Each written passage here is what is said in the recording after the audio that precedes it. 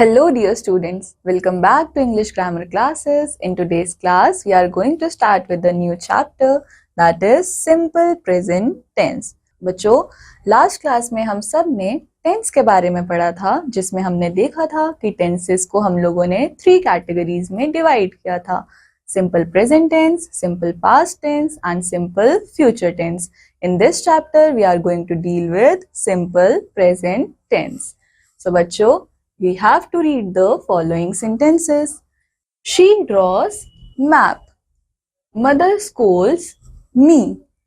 He lives in Delhi. They play cricket.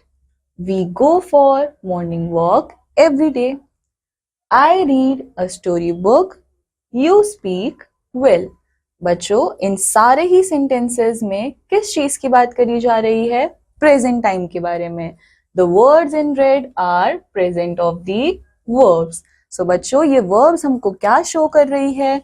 These verbs show that action takes place now. Right बच्चों, ये सारी verbs हमको क्या बता रही है कि ये सारा काम जो है वो इसी टाइम में हो रहा है.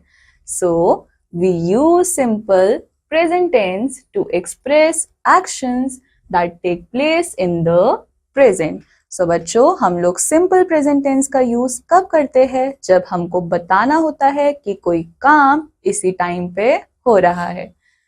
For example, the first form of the verb is used in simple present tense. So बच्चों, हम लोग वर्ब का फर्स्ट फॉर्म यूज करते हैं सिंपल प्रेजेंट टेंस के अंदर, बट कब? जब सब्जेक्ट जो है वो प्लूरल होगा. ठीक है बच्चों. Second, s or es are added to these forms of the verb when the subject is third person singular.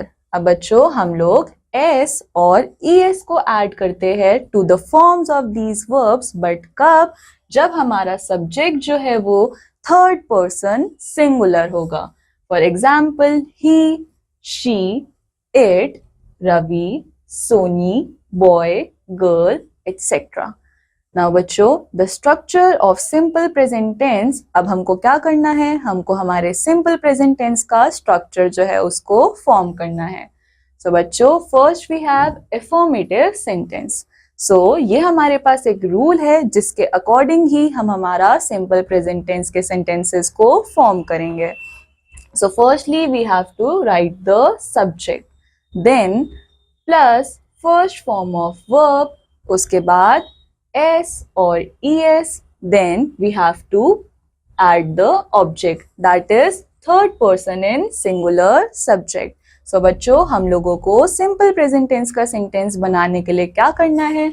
हमको सबसे पहले अपने subject का नाम लिखना है, उसके बाद we will use first form of verb, उसके बाद we are going to add s or es, and in the last we are going to add the object. So बच्चों, here we have some examples. First, the girl sings well. तो बच्चों, आप सब लोग यहाँ पे देखो कि हमारे पास सबसे पहले क्या है? Girl, which is our subject. Then we have sings, which is the first form of verb, and then we have the object. In the second example, we have Rahul, जो कि हमारा subject है. फिर हम लोगों ने वर्ब का first form use किया, and in the last we have subject. उसके बाद बच्चों, थर्ड एग्जाम्पल में वी हैव सब्जेक्ट, जो कि क्या है? मॉम, एंड मॉम क्या कर रही है? खाना बना रही है. So we used first form of verb, and in the last we have used the object. So बच्चों, next we have subject plus first form of verb plus object, first and second person and third person plural subject. So बच्चों, ये वाला law हम कब use करेंगे?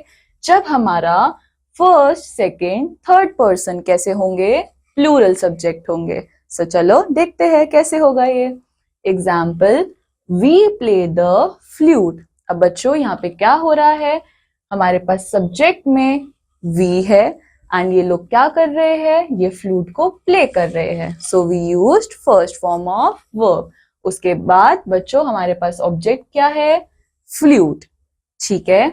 Second example we have they returned from home. तो बच्चों यहाँ पे हमारे पास सब्जेक्ट कौन है? they, and we have used first form of verb which is return, and हमारे पास ऑब्जेक्ट क्या होगा? home. So बच्चों, I hope आपको ये टॉपिक समझ आया होगा. So let's quickly revise. The tense of a verb tells us when the action happens. बच्चों, हमको verb का tense क्या बताता है कि ये action कब हो रहा है? The simple present tense is used for an action that is done regularly and for expressing facts. So बच्चों, सिंपल प्रेजेंट टेंस को हम लोग कब यूज करते हैं? ऐसे एक्शंस जो कि उसी टाइम पे हो रहे होते हैं एंड ये रेगुलरली होते हैं एंड ये हमारे फैक्ट्स को एक्सप्रेस करते हैं. The simple past tense is used for an action that was done in the past. So बच्चों, this completes our chapter. I hope आप सबको ये chapter समझ आया होगा. I'll meet you in the next chapter. Till then, take care. Bye bye.